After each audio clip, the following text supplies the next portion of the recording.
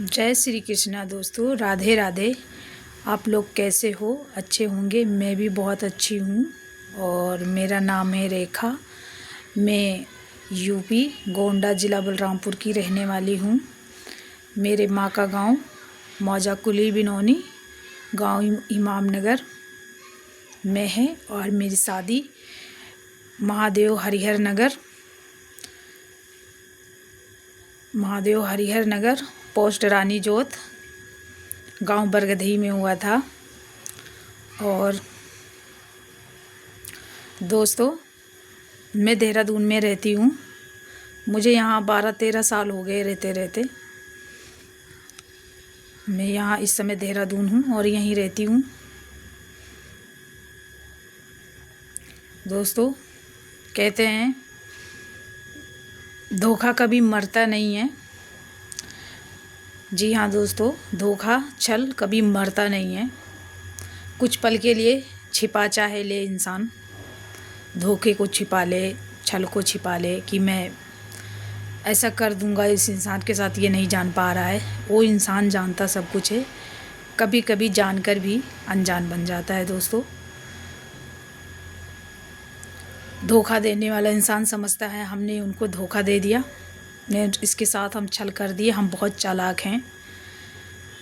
पर छल करने से पहले, धोखा देने से पहले इंसान को स्वयं सोचना चाहिए कि जिसके साथ धोखा कर रहे हैं, छल कर रहे हैं, वो इंसान हम पर भरोसा कितना रखता है, हमसे उम्मीदें कितना रख रखा है। जी हाँ दोस्तों, और वो इंसान अपना सब कुछ खो बैठता है।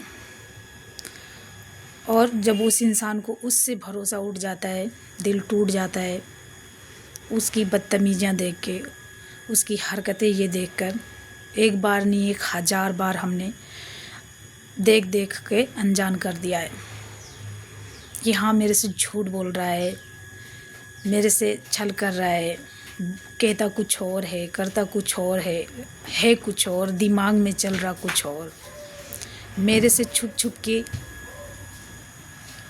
बाहर जा के माँ बाप से बातें हो रहा है, बहनों से बातें हो रहा है, मेरे मुंह पे कितना अच्छा बातें कर रहा है, तुम तो मेरी ज़िंदगी हो, तुम तो मेरी ये हो, तुम तो सब कुछ हमारी ये हो। दोस्तों, मैंने स्कूटी लिया, अपने पैसों का लिया, किस्त पे लिया, 50,000 जमा कर दिया, 4,000 का किस्त करवा दिया। और जिस दिन मैं लेकर आई उस दिन तनख्वाह लाया, घर में राशन तक नहीं भरवाया, उठा के सारा पैसा घर दे दिया और बाकी अपना शराब वराब पिया और सब ऐसे कर दिया। अब मैंने बोला कि जो खाना खा रहे हो वो तो डलवा सकते हो। वो इंसान मेरे को कह रहा मेरा ये ले लो, मेरा वो ले लो, गालियाँ दे दे के। इंसान दोस्तों ऐसे बोल सकता है तो वो खा कैसे सकता है कि जब मैं डलवा नहीं रहा हूँ राशन, तो मैं उसका खा भी नहीं सकता हूँ। एक औरत होके मैं बहुत अपनी जितना हो सका, जितना हमने अपना फ़र्ज़ निभाया।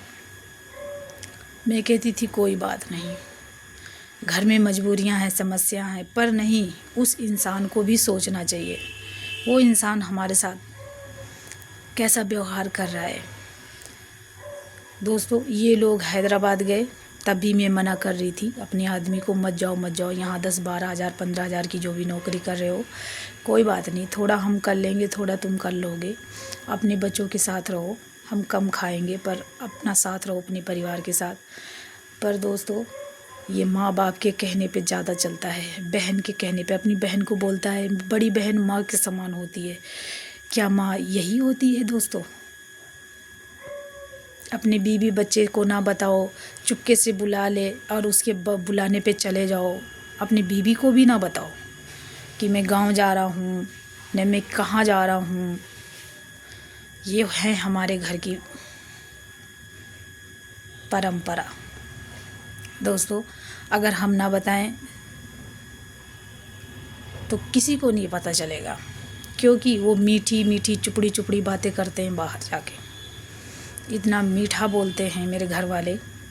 मेरी सास ज़्यादा बोलती है, मेरी नंदे इतनी बड़ी बड़ी बातें फेंकती हैं, पर वो नंद की काबिल नहीं है जैसे एक नंद होती हैं। और भी हैं हमारे ससुराल में बहुत नंदे हैं, सब अपने मायके में आती हैं, पर ऐसे नहीं करती हैं। उनकी अहमियत ज़्यादा है दोस्तों। फिर भी मैंने कहा चलो कोई बात नहीं, ये एक बार की बात नहीं है दोस्तों, बहुत बार जा चुका हम लोगों को छोड़ छोड़ के। ऐसे चला जाता है, जो जहाँ माँ बाप बोलते हैं जहाँ चला जाता है। मैं कहती हूँ मैं गलत करूँ, मेरे को बोलो, मैं अपनी गलतियाँ स्वीकार करूँगी, हाँ मेरे से गलतियाँ हुआ। ये कहीं का परंपरा नहीं कि आदमी चाहे गलत करे चाहे सही करे उसका चलेगा, किसी का नहीं चलेगा, ना औरत का चलेगा ना आदमी का चलेगा। आदमी गलत कर रहा है तो अपना गलतियाँ वो भी स्वीकार करे, औरत कर रही है तो औरत भी स्वीकार करे दोस्तों, ठीक है।